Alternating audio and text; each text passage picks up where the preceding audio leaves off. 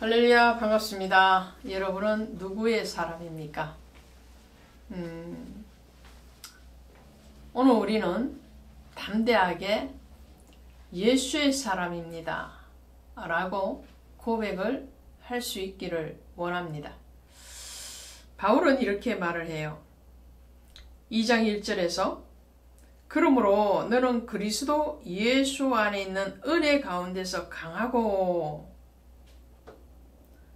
또 내가 많은 증인 앞에서 내게 들은 바를 충성된 사람들에게 부탁하라.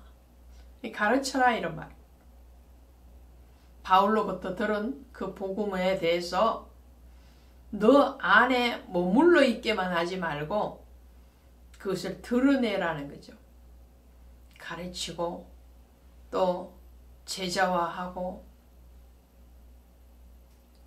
주님이 성천하시기 전에 제자들에게 당부하신 것이 뭐냐면 바로 너희는 가서 모든 민족으로 제자를 삼고 내가 내게 분부한 것을 가르쳐 지키게 하라 이거였잖아요.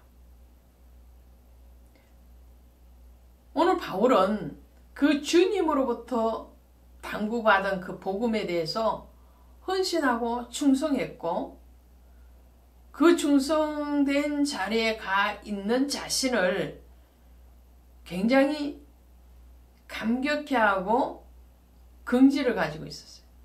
그리고 그것을 이제 죽음을 앞둔 시점에서 디모데에게 전수하고 있는 거예요. 나도 예수로부터 부름을 받았고 그 예수로부터 들은 그 복음에 대해서 정말 고난 가운데서도 전했던 것처럼 디모데 너도 그 길을 가기를 원한다. 그러면서 너는 그리스도 예수의 좋은 병사로 나와 함께 고난을 받으라. 병사로 모집한 복무하는 자는 자기 생활에 얽매이는 자가 하나도 없나니 이는 병사로 모집한 자를 기쁘게 하려 함이니라. 병사로 모집한 자, 주군이죠. 주인이죠. 직속 상관이죠. 누구냐라는 거예요. 그래서 우리는 우리의 소속에 대해서 분명하게 인지하고 그것을 나타낼 수 있어야 돼요. 나는 어디에 속한 소속인가? 나는 누구의 사람인가? 나에게 주어진 일이 무엇인가? 이것을 명확하게 아느냐, 알지 못하느냐는 엄청난 차이를 가지고 있어요. 목표물을 딱 정해놓고 달려가는 사람하고 목표물이 없이 지그재그로 마음대로 달려가는 사람하고는 전혀 다르죠. 오늘 우리의 소속은 예수 그리스도께서 계시는 하늘입니다. 그리고 우리의 상관은 우리의 직속 상관은 바로 예수 그리스도십니다. 그리고 우리에게 주어진 임무는 복음을 전하는 그리고 가르치는 그 사명을 받았어요. 그러면 우리가 근무하는 근무 태도가 나와야 되잖아요. 근무 태도. 그 근무 태도는 자기 생활에 얽매이는 자가 돼서는 안 된다라는 거예요. 그리스도 예수의 병사로 모집이 되었기 때문에 우리의 상관에게 충성해야 되고 우리를 모집한 그분에게 충성된 일꾼이 되어야 된다라는 것을 말씀을 하죠. 그래서 바울은 늘 그 생각을 하는 겁니다. 나는 사람으로부터 부름을 받은 것이 아니다. 그리스도께 부름을 받았다. 그러니까 내가 사람을 기쁘게 하랴 하나님을 기쁘게 하랴. 선택은 명확하다는 거예요. 사람을 기쁘게 하기 위해서 공연을 하는 그런 목회는 아닌 거죠. 하나님의 진리의 말씀이 때로는 사람의 기쁨을 감소시키고 때로는 사람의 춤사위를 멈추게 하는 그런 진노와 징계의 말씀이라 할지라도 그것이 주님이 당부하신 것이라면 그것을 전하겠다. 이것이 바울의 목회관이었고 또 전도관이라고 할 수 있겠죠. 그러면서 예수에 대해서 전합니다. 예수에 대해서 전할 때에 다윗의 시로 죽은 자 가운데서 다시 살아나신 예수 그리스도를 기억하라. 그 예수를 기억하라. 세상을 기억하라 그러지 않습니다. 권세자를 기억하라 그러지 않습니다. 예수 그리스도를 기억해라. 그리고 인정받는 일꾼이 되어야 되는데 그 인정받는 일꾼의 비유를 할 때에 20절에서 이렇게 말을 해요. 큰 집에는 금그릇과 은그릇뿐 아니라 나무그릇과 질그릇도 있어 귀하게 쓰는 것도 있고 천하게 쓰는 것도 있나니 그러므로 누구든지 이런 것에서 자기를 깨끗하게 하면 귀히 쓰는 그릇이 되어 거룩하고 주인의 쓰심에 합당하며 모든 선한 일을 준비함이 되리라. 진리 안에서 말씀을 분별하고 그리스도의 일꾼으로 인정되기 위해서 우리는 어떤 그릇이 되어야 되는가? 이 그릇의 비유를 하는 거예요. 고린도전서 3장 11절 이하에 가시면 터의 비유를 하시죠. 이 터는 곧 예수 그리스도시라 라고 점을 찍어 놓고 그리고 그 터 위에 집 짓는 비유를 합니다. 어떤 사람이 예수 그리스도의 터 위에 집을 짓는데 그 재료를 금으로 하는 사람이 있고 은으로 하는 사람이 있고 보석으로 하는 사람이 있었어요. 또 어떤 사람들은 나무나 풀이나 지포로 집을 지었어요. 근데 어느 날 불이 내려서 그 집들을 태울 때에 나중에 보니까 어떤 집은 다 타버리고 없고 어떤 집은 그대로 있더라는 거예요. 다 타버린 집은 당연히 나무나 풀이나 집으로 지은 집이겠죠. 그 비유하고 오늘 본문에 나오는 금그릇, 은그릇, 나무그릇, 질그릇은 뭘까요?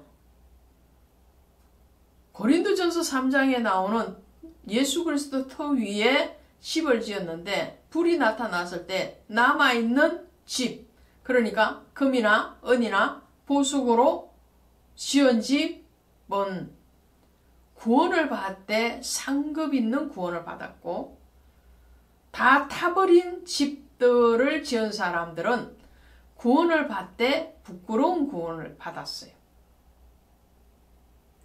행위가 없는 구원, 부끄러운 구원, 믿음으로 구원을 받으니까 믿음은 다 있었잖아요. 그 믿음이 있은 것이 뭐예요? 예수의 터 위에 집을 졌으니까. 예수를 믿음으로 우리는 구원을 받으니까 다 구원은 받는데 어떤 사람은 당당하고 상급 있는 구원을 받고 어떤 사람은 아주 부끄러운 구원을 받는 거예요. 여기서는 말씀의 반석 위에 세워진 집에 대해서 말을 하는 거죠. 마태복음 7장 24절에 나오는 이 말을 듣고 행하는 자는 반석 위에 지은 집과 같으니 그 반석 위에 집을 짓는 거예요. 예수 위에 집을 짓는 거예요. 자, 오늘 나오는 이 그릇의 비유에서는 금이냐 은이냐 나무냐 질그릇이냐 그 재료의 중요성보다도 더 중요한 것이 뭐냐면 깨끗하냐 깨끗하지 않느냐를.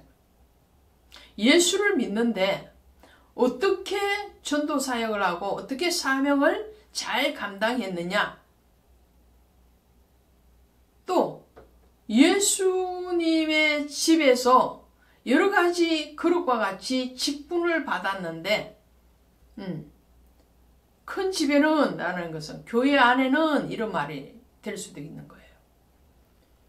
그 여러 가지 직분을 받았어요. 그래서 어떤 사람은 금과 같은 직분, 어떤 사람은 은과 같은 직분, 이런 직분들을 받았을 때에 하나님이 어떤 사람을 귀히 쓰겠고 어떤 사람은 천하게 쓸 거예요. 쓰는 것은 똑같아요. 구원받는 것이 똑같은 것 같이 쓰는 것이 똑같아요. 왜요? 이들에게도 믿음이라는 예수의 믿음, 성도라는 그것은 똑같기 때문에. 그런데 쓰기는 쓰는데 어떤 그릇은 귀하게 쓰고 어떤 그릇은 천하게 쓴다 이런 말이에요. 금그릇에 오물이 가득 있어요. 그럼 그 그릇을 귀하게 쓸 수 있을까요? 천하게 쓸 수밖에 없겠죠. 질그릇인데 보배가 담겨 있어요. 그럼 그 그릇을 귀하게 쓸까요? 천하게 쓸까요? 귀하게 쓰겠죠. 그래서 고린도 후서 4장 7절에 가면 이 보배를 질그릇에 가졌다니. 그러면 이 보배는 뭘까요? 이 보배는 오늘 깨끗하냐 깨끗하지 않느냐 그걸 말을 하는데, 세상을 살아가면서 지금 바울이 디모데에게 얘기하는 거예요. 너희는 그리스도의 좋은 병사로 나와 함께 고난을 받아야 되는데, 그 고난을 받고 수임 받는 그릇은 어떤 그릇이냐? 깨끗한 그릇이다. 한마디로 말하면 그것을 너가 명심할 뿐만 아니라 다른 사람에게 가르쳐라, 성도에게 가르쳐라, 그 말을 하는 거거든요. 그러면은 깨끗해야 되는데 무엇으로 깨끗할 것이냐라는 거예요. 무엇으로 깨끗해? 우리의 삶과 우리의 마음이 무엇으로 깨끗할 것인가?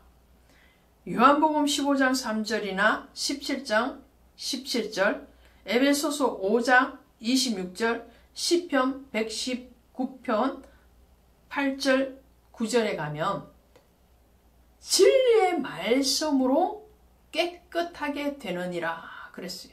거룩하게 되느니라. 우리에게 말씀이 들어와야 되는 거예요. 말씀은 살아 운동력이 있어. 좌우의 날선 어떤 것보다도 예리하 혼과 골과 골수를 찔러 쪼개기까지 하고, 말씀이 우리에게 들어와서 그 말씀이 우리를 부정한 것들은 잘라내고 찌르고 정결케 해야 되는 거예요. 정한 것들은 더 세워가게 하고 말씀으로 거룩해진다. 오늘 2장을 정리합니다.